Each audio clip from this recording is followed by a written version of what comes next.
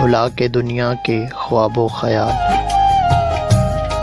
वो बस मेरा ख्याल रखता था। भुला के दुनिया के ख्वाबो ख्याल, वो बस मेरा ख्याल रखता था। वो आए तो मुझे सांस आए, वो जाए तो मेरी जान जाए। ऐसी फनकारियों में वो कमाल रखता था। मैंने कहा था ना रोया करो, मैं दूर जाऊं तो। वो रोता तो नहीं था मगर आंखें अपनी लाल रखता था। तुम बदल तो न जाओगे, तुम मुझे छोड़ तो न जाओगे।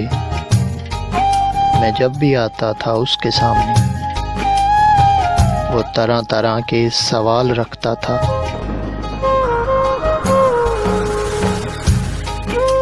लेकिन अब एक बरस बीत गया है, वो मुझे छोड़ गया है।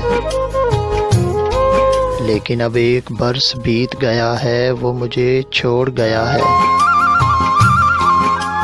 उसे फुर्सत ही नहीं जो मेरे लिए वक्त अपना निकाल रखता था। आज बरसों बाद वो आया तो मेरा दिल वापस करने आया। आज बरसों बाद वो आया तो मेरा दिल वापस करने आया। अफसोस, वो जो मेरी हर एक चीज को संभाल रखता था।